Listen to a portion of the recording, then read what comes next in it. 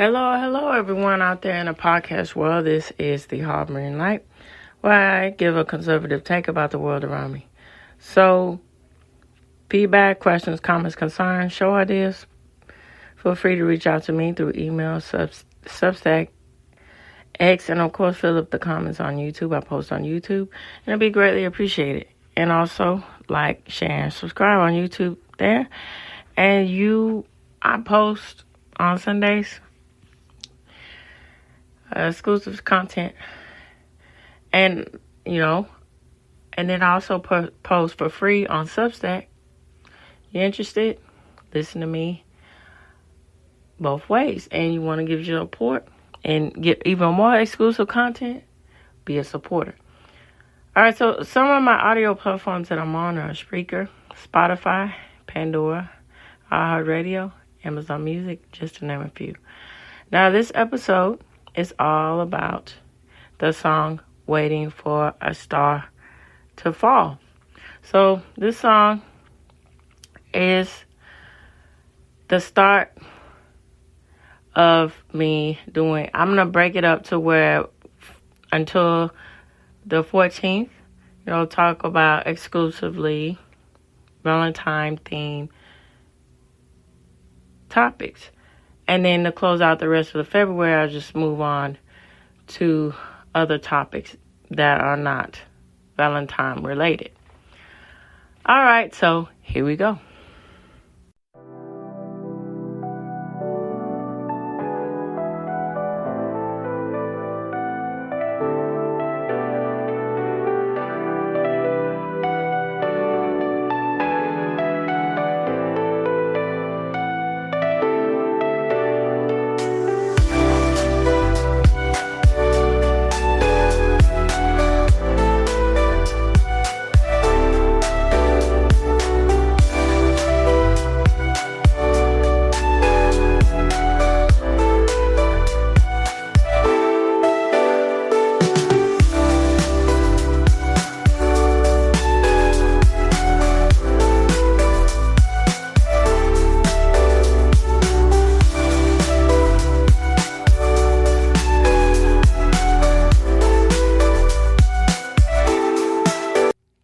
Okay, so this is the AI-generated response that I found when I pulled up facts about this song. And, of course, I'm going to extend out and, talk about it from both ends, from the artist's perspective about the song, and then go into the meaning about the song along with my thoughts. All right, so here we go. Waiting for a Star to Fall is a song by the American pop music duo Boy Meets Girl, which was released in 1988. So the song was inspired by a falling star that Shannon Rubicam observed during a Whitney Houston concert at the Greek Theater in Los Angeles. That's cute. Can I picture that to be a plot for a romantic comedy, especially during that time in the late 80s and so forth.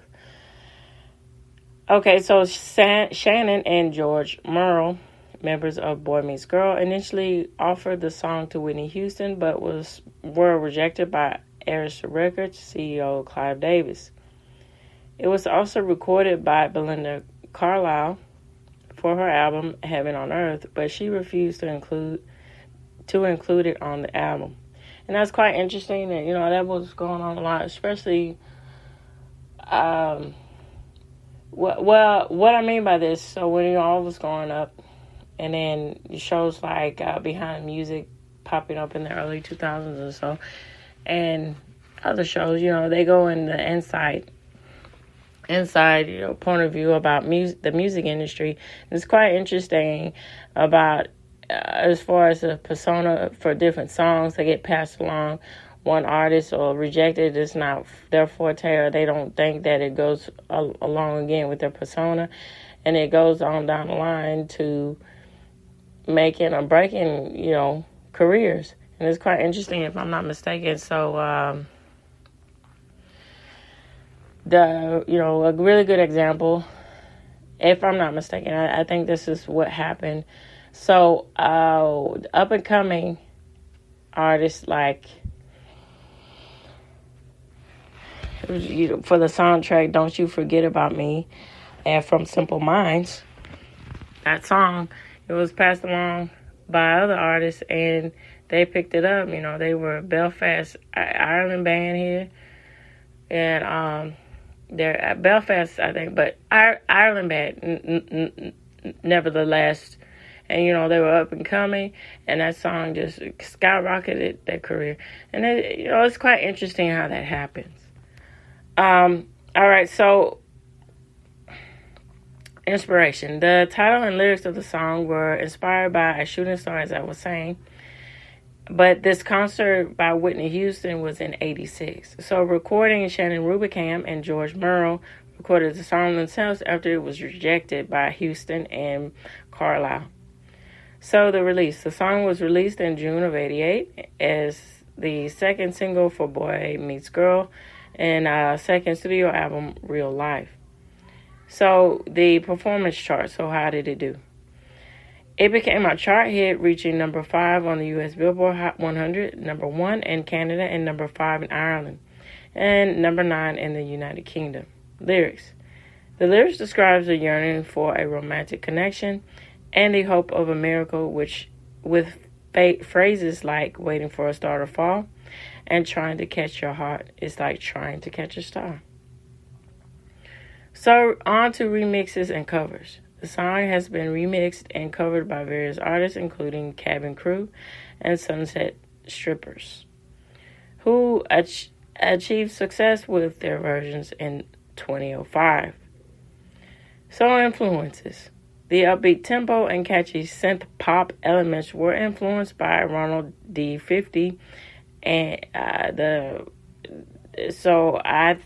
synthesizers. That's what I was going to emphasize. These are the brand names of the different type of synthesizers, you know, that was really popular, specifically in the 80s. And the Yamaha DX7 synthesizers used in the recording. So the video. So the music video features the duo as a couple with their daughter Hillary and her preschool friends making an appearance. This is so cute. So the legacy of this song. The song remains a significant part of Boy Meets Girl's discovery and is considered a pop classic with its melody and emotional impact resonating with listeners worldwide. Going out, and then I'm going to extend my thoughts here. So it's something about the music of the 80s, particularly when it goes into the aspects of talking about romance and so forth and relationships. It was the decade to go into depth about the different ranges of being either vulnerable with love or being heartbroken and then being happy in love. It was like a mixture of so many things and so many elements. And I think that's why it's so prevalent today, and it's really is even more popular now. It's never music that's just never going away because it resonates with a lot of people, and it's, you know, really honest to the aspects of everything that goes into building a relationship or breaking apart. With all that said, I'm going to move on and extend my thoughts and then get into more facts about the artist of the song and everything, and then the meaning and depth of the song too. All right, here we go. All right, so my extension to my thoughts that I was saying about songs, particularly songs from the 80s, and the vulnerability. Yes, you know,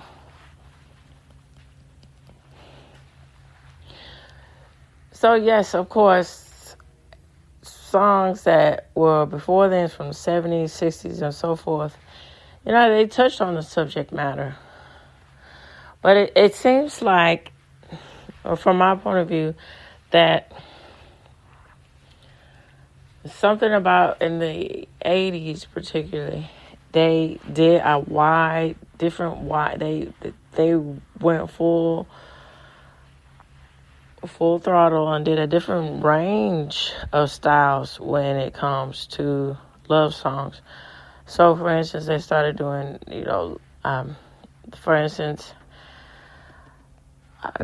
Ray Parker Jr., song like a song like, and a woman needs love just like you do.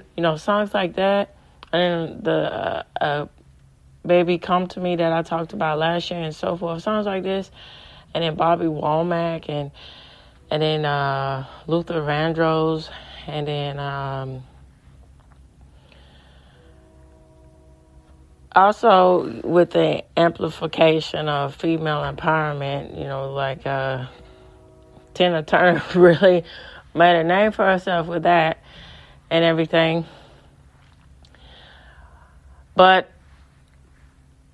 And Eurythmics with the dreamscape, super surrealism they were doing with their music videos, and then again with songs like "Here Comes the Rain Again," and then encompassing all the aspects and ranges from talking about, in a relationship, given from the point of view that a woman, from her point of view, she, I guess that was the thing, the subject to talk about, where she needs love and compassion and empathy in a relationship and everything else as much as the man does and so forth. I'm not quite sure about that song, but, talking about subjects about that's from my point of view of what I think it's about.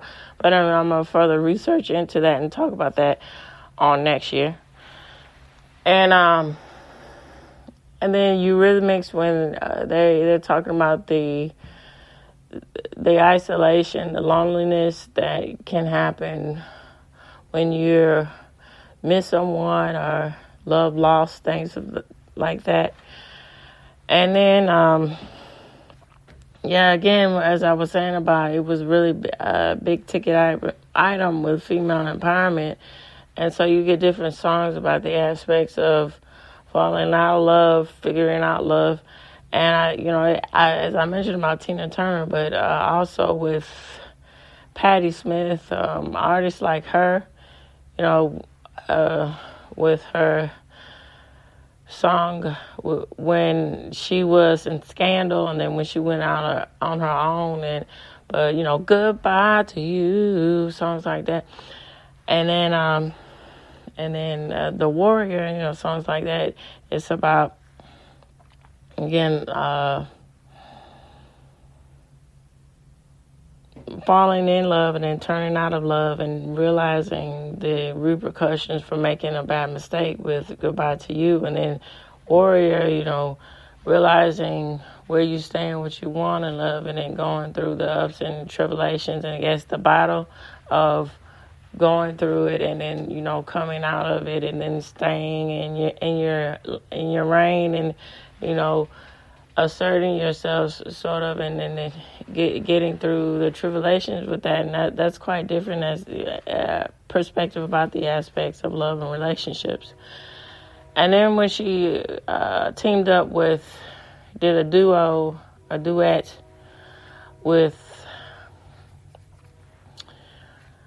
oh gosh, I don't know why it's failing me, but he was the lead man from the Eagles. And anyway, when they did a song together, they're talking about the aspects of love, but realizing that it's just not right, and the aftermath of growing apart and then moving on and so forth. Things like Don Healy. There we go. When they did that duo. And then, of course, with Chicago, oh my God, all the many ranges, they just own the 80s. You might say they own the 70s, they own the 60s, and they own the 80s onto the 90s. And so the things that they talked about, the different elements of the vulnerability of realizing your stand and your capability and the impact love has. For instance, Hard Habit to Break is a really good example. So it talks about the impact that it has being selfish in a relationship and not realizing your selfish aspects of what you contribute to the relationship. And because of that, you had no longer have the one that you realize you truly love. And then, the cliches, you don't know what you got until it's gone. And then, going through the elements of that. And then going through chivalry, talking about the importance of being that noble and being that knight for your lady and being protector and all of this. And then going through the aspects of being ashamed of losing someone you thought it would work out, and you thought that it was a mutual breakup, and then you realize I still don't know. They get to me when I see them, and you got to turn around and not look at me. And then also about, I know I'm a man, but I can be vulnerable at the same time. And then I need you, and I'm here, and I'm standing here telling you, hey, you complete me. And I wouldn't be the man that I know I can be, that I want to be without you. And that is a very nice touch to have these sort of songs, and especially in the mainstream pop atmosphere, because again, it's surfacing back into the values about the society or cultural values of what people place in their aspects of love. And that goes a lot. That's a lot to be said about that. So, that touches on, how people move and think and progress in the aspects of culture too. Some people think, that's just the aspects of love and relationships and everything else. That's just like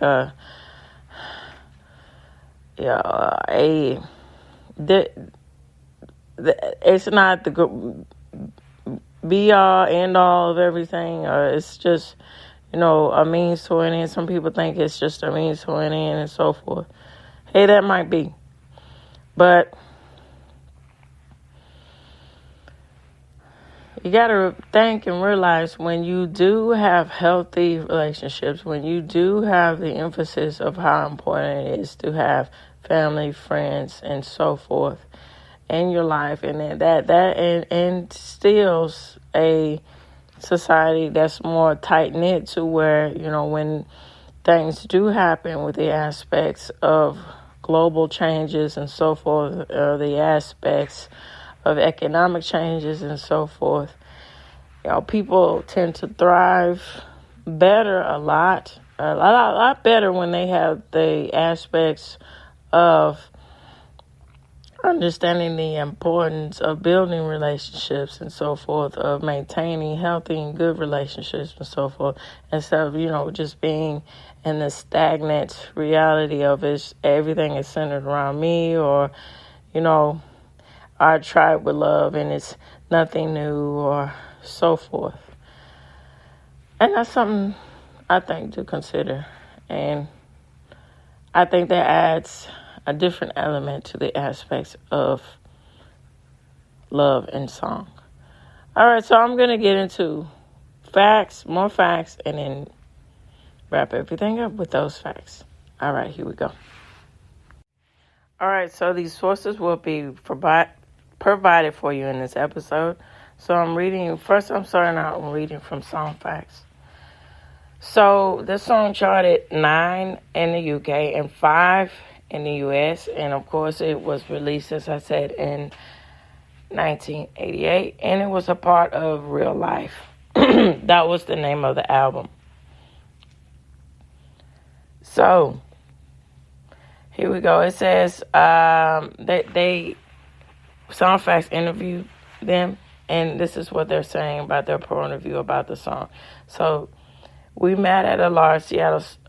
Shannon is talking about this. George Merrill and Shannon Rubicam, and they're talking. So starting out with Shannon, she's saying, we met at a large Seattle socialite wedding for one of the Boeing daughters of Boeing Airplanes. Then we met again later when I went to see George and his singing partner at the time at a club. And she thought, wow, they're really good and cute at the same time. So it says, George says, I had been pretty smitten by Shannon when I first saw her at the wedding. It was Susan Bowen of Boeing Companies, and all of the Seattle musicians at the time were hired to perform some functions at the wedding, either performing at the wedding or after the party or something. And I was singing in the choir in the loft, and Shannon was singing the solo. So her voice was going out through the entire church, and I thought, oh my goodness, where did that voice come from? Yeah, and it's quite interesting, all these different aspects of how musicians meet each other. You know, that adds to the mystique of their music there. So it says, George and Shannon wrote Whitney Houston's hit, How Will I Know, and I Want to Dance with Somebody Who Loves Me. They got the idea for the song, as I was saying, when they went to Whitney Houston's concert in the Greek Theater in Los Angeles. So it says they got married. George and Shannon got married after Real Life was released, and that's so sweet. But they were going through a great deal of turmoil in the relationship while they were writing the album. So Shannon says things were difficult to talk through sometimes, and we ended up keeping our musical diary going, and that really was our unifying factor. So a lot of the songs are reflective of that, even if they sound initially upbeat musically. I think really it was a tough time for us, and she's saying thank God for music. So George says, yeah, and there was a level at which I think Shannon and I had a mutual admiration for each other in the process of writing together. And also, it's a relationship thing where if Shannon needed to get something out musically, I wanted to assist her. And I think it was both ways. If we had a song that was kind of a sensitive topic, there was a level that the two of us would just write our way through it. And that's quite interesting, too, when you're in the aspects where you have musicians who happen to be couples and how the dynamic in the songs play out each other. So, really good examples of that is Fleetwood Mac and No Doubt.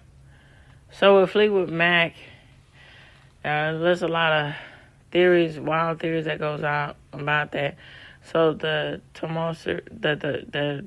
tumultuous relationship between Stevie Nicks and I'm trying to think about his name, but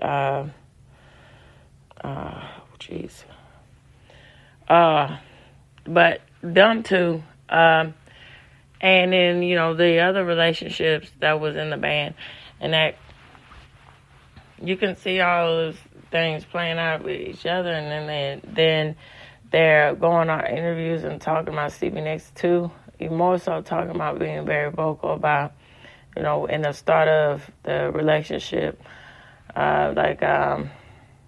Landslide was all about how the uproot of when they were first getting the band going, and then staying behind and wanting to go out on the road and getting everything together, and then all these things break up and fighting and trying to mend things, and then trying to build your band together, stick together.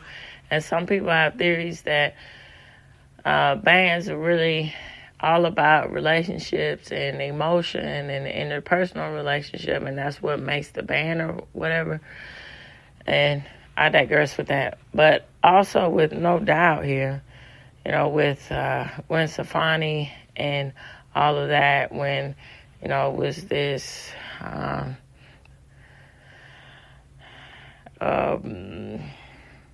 it's sort of like a bad romance comedy, romantic comedy, or whatever. When all that stuff was playing out in itself, and the music, you have Don't Speak, and you have all these other songs that talk about their relationship and the breakup and so forth. All right, so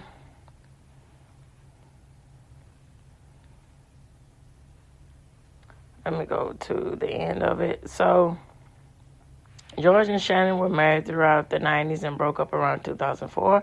They have a daughter and together and continue their musical partnership. In 2003, they released the Wonderground, an album dealing with the complexities and emotions of their relationship. So thanks to George and Shannon, they said, okay, all right, I'm sorry for reading that, but they're giving the appreciation for them interviewing, because that was quite nice of them.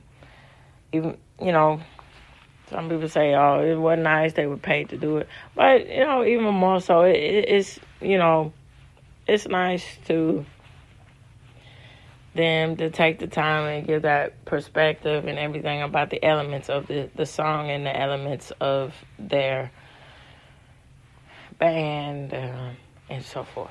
All right, so I'm going to wrap up talking about here. I'm going to talk about the meaning of the song. And here we go. I think it's right here.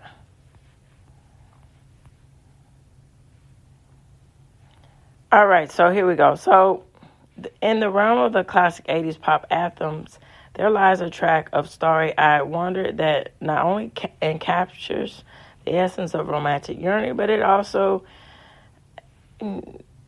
gives listeners a celestial metaphor waiting for a star to fall by Boy Meets Girl. So it's a staple of the late 80s of the pop landscape. It was right before the dawning of Paula Abdul and everything, and then you had George Michael and Wham, and you had Whitney Houston, and you had like I was saying about Luther Vandross, and then you had all these different artists, and then of course, Madonna, but she was more sexualized with her aspects about things. So it was quite interesting when she was married to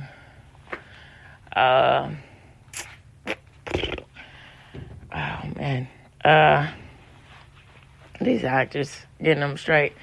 When she was married to I'm trying to think about his name. I picture his face. I see his face, but I can't think of his name. But anyway, when she was married to him, the famous actor there, with Cherish, and he's the Spumoni or something from Ridgemont High. Y'all know who I'm talking about. But anyway, she had a very conventional, I guess, semi-conservative song with Cherish, the aspects of their love and so forth, and that's quite interesting. So the song lyrics weave a poignant narrative of longing and hoping and painting, and a tapestry that resonates with anyone who ever wished on a falling star for that one true love to enter their life. So, at first glance, the title "Waiting for a Star to Fall" conjures images of a whimsical fairy tale love. The idea of a falling star is often tied to wishes and destiny, suggesting that the perfect love is fated and arrives from the heavens. And when I first heard this song, it really captures your attention. And then when I saw the music video too, it's very sentimental. It's like I would equate it like a great big hallmark card of a warm, comfy feeling that you get by seeing all the sweet, innocent images, and then it's just really, really cute. And so, again, it goes with the tapestry of what was going on in the aspects of the age about love and relationships and so forth. So, at first glance, like I was saying, so suggesting that the perfect love is fated and arrives from the heavens, yet there is an innate tension within the song's storyline. The stars are literally and metaphorically out of one's grasp, leading to an unyielding chase. So the act of waiting reflects a passive taste where the protagonist is left to the whims of the universe, perhaps indicating a belief that love is not something one can actively pursue, but rather a serendipitous gift that one must merely be present to receive. It presents a heart-wrenching paradox of control versus surrender in the pursuit of love, echoing the timeless dance between human agency and destiny. So, the song Striking Course, Waiting for a Star to Fall, and Carry Your Heart into Your Arms serves as an emotional nucleus to the track.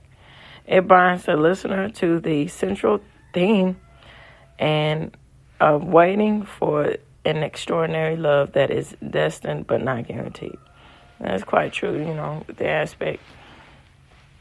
Nothing in this life is promised. And so, it conjures up the question again about free will and fate versus how does that play and how do those cards play a part in your aspects of love and relationships. All right, so the chorus becomes a haunting reminder of the space between yearning and receiving. So the lyrical antithesis with "That's Where You Belong in My Arms, Baby, Yeah," displays a stark confidence intertwined with the uncertainty of the wait. So this confessional certainty is juxtaposed with the vagueness of the anticipated moment, which creates a musical tension that resonates with anyone who's ever been sure of love that remains just out of reach. So the hidden meaning when hope clashes with reality. So these introspective lyrics that says, I've learned to feel what I cannot see, but with you, I lost that vision, exposes the underlying theme of blind faith in the unseen. If according to this source, is what they're saying. It says a key question arises. When does hopeful waiting cross into the territory of delusion? So the song definitely explores the intersection where romantic realism meets the poignant reality of unrequited love. All right, so now I'm going to say this. So it's quite interesting, specifically when you get into the aspects of analysis of, artistic work, whether it be painting, whether it be literature, and then in this case, music. So, of course, you have to take these things with a grain of salt. There, of course, theories, but some people take it to heart and say, oh, yeah, this, that, and the other.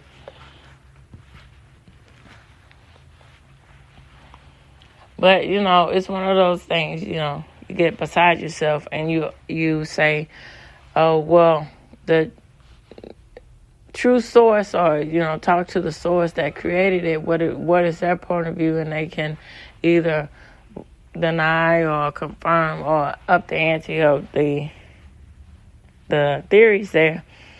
Adds again to the mystique about the song and about the work and piece and so forth.